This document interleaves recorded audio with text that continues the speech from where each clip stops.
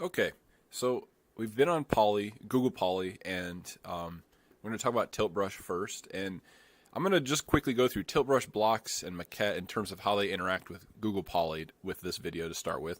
So, opening up TiltBrush, it should launch Steam VR, which is this VR icon up here automatically, and it shows up down here. And you'll want to have the headset and the two handsets all set up and properly working. I'll maximize this so you can see what I'm doing. And I'm actually going to put the VR headset on now. With my two handsets, this is what TiltBrush looks like to start with most of the time. You know, in a future update it might change, but this is it in February of 2019. So one of the first things we got to do at TiltBrush is get ourselves logged into Poly if we want to make use of it. So down at the bottom here on this menu, you can click sign in, and it'll say take headset off. I'm going to say got it. And as you can see on the screen here, I can choose which account I want to log in with. I'm going to close this because I'm going to show you another way to do it inside of TiltBrush. So let's say I was inside of a new sketch. You'd want to look at your two hands and find the one that's got the menu attached to it. And what you're looking for is this like kind of Google book looking thing at the bottom. And actually what you do here is below that there's a little sign in graphic. So I'm going to click that and it'll say take your headset off. And this is where I can choose how to sign in. So once again, I'm going to go ahead. On this computer, I've already logged into Poly, so the browser will let me in without me having to log in. And all I have to do is click allow. If it doesn't do this, go ahead and log in through CAS and then click allow. And then once you see this, you're all set. You can close the window. And then now inside of TiltBrush, you'll see your name pop up here under profile. And what's cool about that then is once you're connected, you can upload things to Poly, which I don't have anything in this sketch yet. So I'll do something, click upload, and then I could click upload and it would actually go to Google Poly right from inside of VR. And then if you're inside of Poly and you want to pull something down from the web, let me see how I do that. I think if I click on advanced mode here, down again on this Google icon, I'm going to rotate through the menus. Yeah, then there's this menu set here called Poly Library. You click that and this little box pops up. Let me erase my work here. So this little box you can move around. Just on the side of your controller, you've got a grip button right there. So I'm going to put the handset into the menu, hold the grip button down. You can see I can move it around in my space. But if I go to liked models, in a previous video I was liking different models, and actually this red car was fine. So it looks like, see this line? It's downloading the models that I had liked in the past. So this future car that I had also liked was made available. So there it is. How cool is that?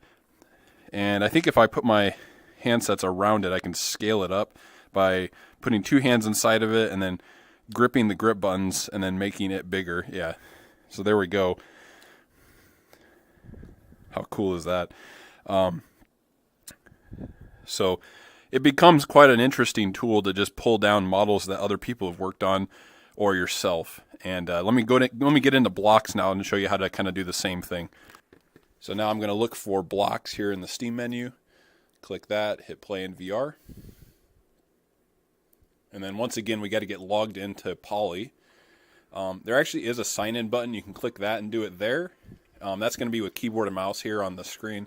If you put your VR headset on, I'll show you how to do it in the headset.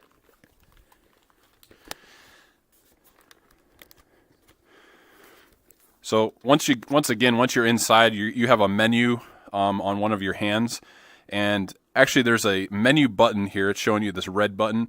You want to click that, and it'll give you this sign in to view your saved models. So at the top here, I think I just click on options. Yeah, and then sign in. And I'm using the trigger here, by the way. Oops, I just made some cubes. So it's saying take your headset off to sign in. So once again, it's the same process. And I'm just going to choose my IU account here, say allow, and then I can close this.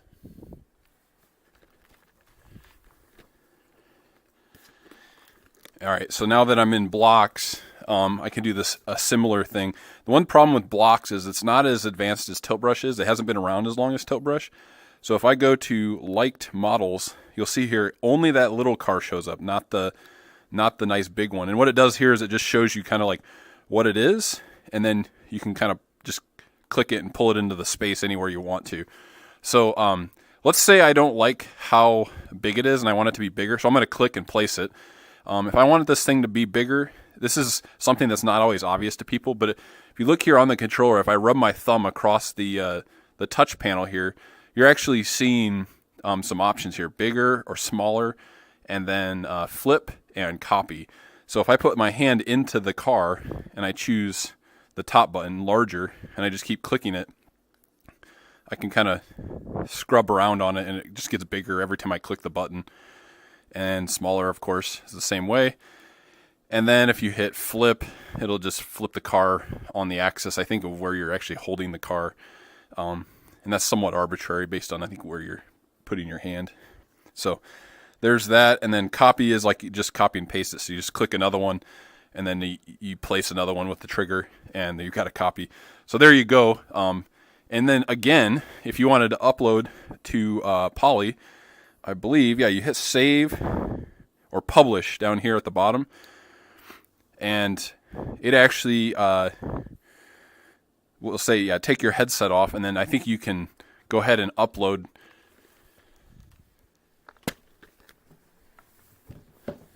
Yeah, so it's bringing up Google Poly. It went ahead and uploaded the stupid looking cars I just did, and I'm not going to hit publish, but you would fill all this information in and hit publish. So I'm going to hit cancel here, and I'm actually going to delete it right there. I don't need to have that on my Poly account, but if you did want to, then all your stuff would be here, and you could edit it and change permissions and all that. Okay, so let me show you Maquette. Maquette's a little different. It's important to know that with Google Poly and TiltBrush, you can interplay between those apps. Mostly it's sort of a one-way street towards TiltBrush. And what I mean by that is, like, if you build something in TiltBrush and you upload it to Poly, you can pull it back down from Poly into TiltBrush, but you can't do it into blocks. Okay.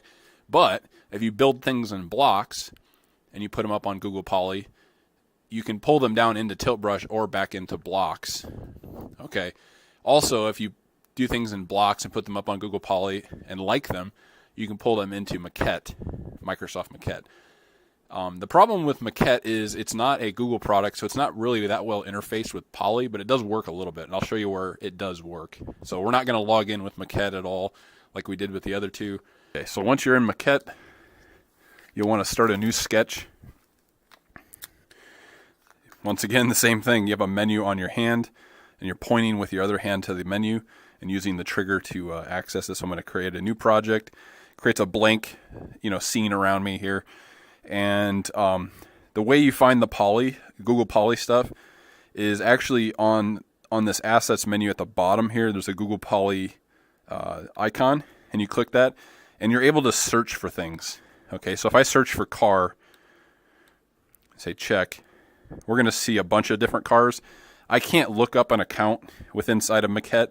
I can't find liked items. What I can do here inside of Maquette is I can like something while in this little searcher and then find it later in my instance of Microsoft Maquette installed in this computer.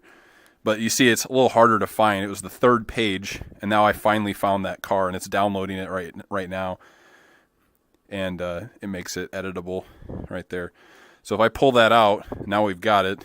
And I think to make it bigger,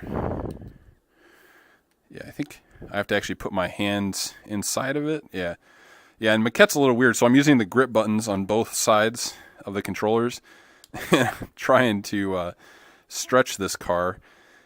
And what it does is it gives you these like pulling icons. So none of them are like a universal scale up. So that's a little weird. And then you scale up. So there's a lot to be desired in these apps in terms of like doing like engineering grade modeling, but you can generally get started.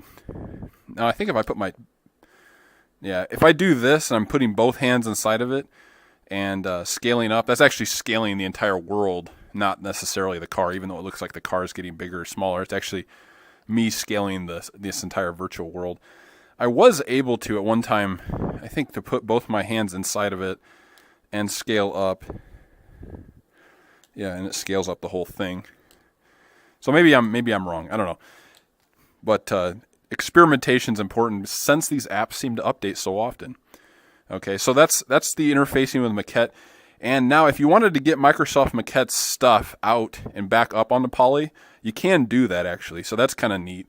The problem is once it's up on Poly, it doesn't show up in blocks or in TiltBrush as something you can download, unfortunately. Okay, so I've created this real basic geometry of just a cuboid and a spheroid here. And let's say I wanted to export this model up to Poly, or just to put it in Unity or do something else with it. What you do is you click the selection tool here. Some people might want to go down here to the save folder or the quick save, and you can save it here, and then it'll be something you can open back up in Maquette, but it's not exported at that point. So we have to export it is what we're trying to do. So I'll hit select, and then you get this like plus arrow. If you use your thumb pad, you can deselect, and it turns red, but I'm going to switch it back to plus, so that's selection. So I'll select this object, select this object. So you see it's an additional selection. So I selected everything, and then now I'm going to go ahead and export it. So there's a button while you're in the selection tool called export that I'll click. And I've had bad luck with FBX, so I'm actually going to click to GLB.